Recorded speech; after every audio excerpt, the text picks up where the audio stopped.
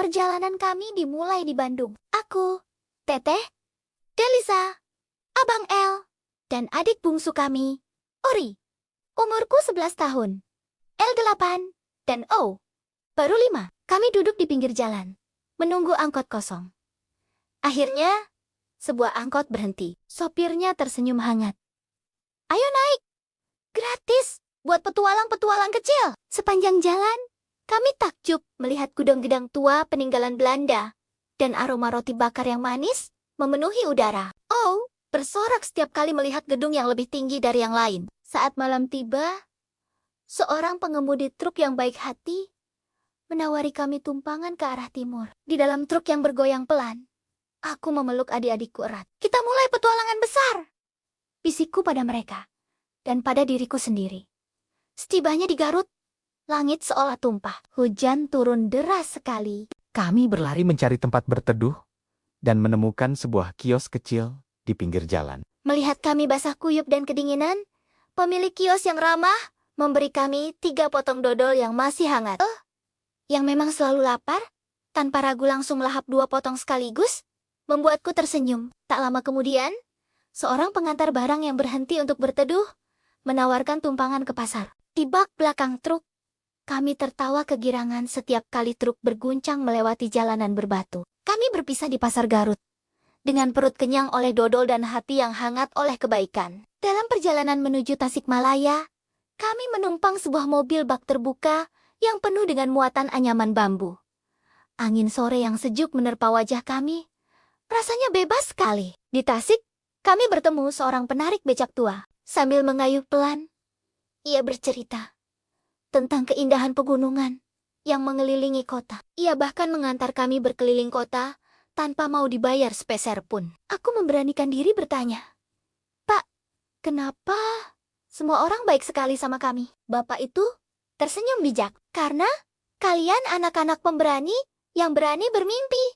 Jawaban itu membuat hatiku semakin mantap. Tujuan berikutnya adalah Ciamis. Dan kali ini, tumpangan kami sedikit unik. Sebuah truk pengangkut ayam. Awalnya, El menutup hidung karena baunya yang menyengat. Tapi, tak lama kemudian, ia justru tertawa terbahak-bahak. Ayam-ayam di belakang kami terus berkokok dengan keras, seolah sedang bernyanyi bersama sepanjang jalan. Setibanya di Ciamis, kami membantu sopir truk menurunkan beberapa keranjang ayam. Sebagai ucapan terima kasih, kami diberi makan siang yang sederhana, namun luar biasa nikmat. Nasi hangat, sambal pedas, dan tempe goreng. Aku memejamkan mata sejenak, menikmati setiap suapannya. Ini bukan sekadar makanan. Ini adalah rasa dari sebuah perjuangan. Dari daratan, petualangan kami berlanjut menuju laut. Sebuah truk pengangkut ikan membawa kami ke Cilacap. Bau asin khas laut yang pertama kali tercium membuat O langsung menari-nari kegirangan. Kami duduk termenung di dermaga, memandangi perahu-perahu nelayan yang pulang membawa hasil tangkapan. Seorang nelayan tua yang baik hati mengajak kami naik sebentar ke perahunya yang sedang bersandar. "Sini, biar kalian tahu rasanya jadi anak laut," katanya sambil tersenyum. Ombak kecil menggoyang-goyangkan perahu, membuat El sedikit takut pada awalnya. Tapi, ketakutannya hilang saat nelayan itu mulai bercerita tentang laut yang tak pernah tidur dan petualangan di tengah samudra. Meninggalkan Cilacap, seorang kurir ojek motor menawarkan tumpangan ke Purwokerto. Tentu saja, kami tidak bisa naik bertiga sekaligus. Jadi, kami bergantian. Aku yang pertama, lalu El, kemudian si kecil O. Setiap kali berganti penumpang, abang ojek itu bercerita tentang gedung sekolah tempat anaknya belajar. Ia sangat bangga pada anaknya. Setibanya di Purwokerto, kami berjalan kaki mengelilingi alun-alun kota. Lampu-lampu kota yang menyala tenang menciptakan suasana damai. El menatap sekeliling dengan takjub dan berkata, "Teteh, ternyata setiap kota punya cahayanya sendiri." Ya, aku mengangguk, menyetujui kata-katanya yang bijak. Selanjutnya, sebuah bus antar kota membawa kami ke Yogyakarta.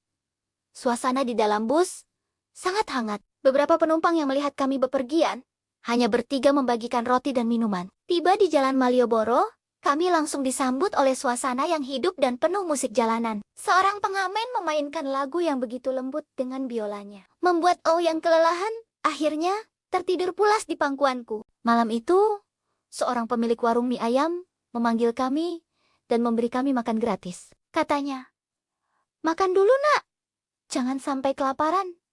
Aku membatin, Jogja memang selalu ramah dan istimewa. Dari Yogyakarta, petualangan kami berlanjut dengan cara yang tak terduga. Seorang petugas kereta barang yang kami temui di stasiun mengizinkan kami ikut menumpang di salah satu gerbong kosong sampai ke Solo. Suara roda kereta yang bergemuruh di atas rel terdengar begitu gagah. El menempelkan telinganya ke dinding gerbong, matanya berbinar. Ia bilang, rasanya seperti berada di dalam film petualangan sungguhan. Setibanya di Solo, kami tak sengaja menemukan sebuah pendapa tempat orang-orang sedang berlatih gamelan. Getaran musik tradisional yang magis itu membuat Oh bertepuk tangan tanpa henti, seolah ikut menari mengikuti iramanya. Perjalanan semakin jauh ke timur. Kami menumpang sebuah truk logistik besar menuju Surabaya. Kota metropolitan itu benar-benar membuat kami terpesona. Gedung-gedung pencakar langit menjulang tinggi, jalanan begitu luas, dan aroma aneka makanan yang menggoda tercium dari mana-mana. Saat kami sedang beristirahat di sebuah taman kota,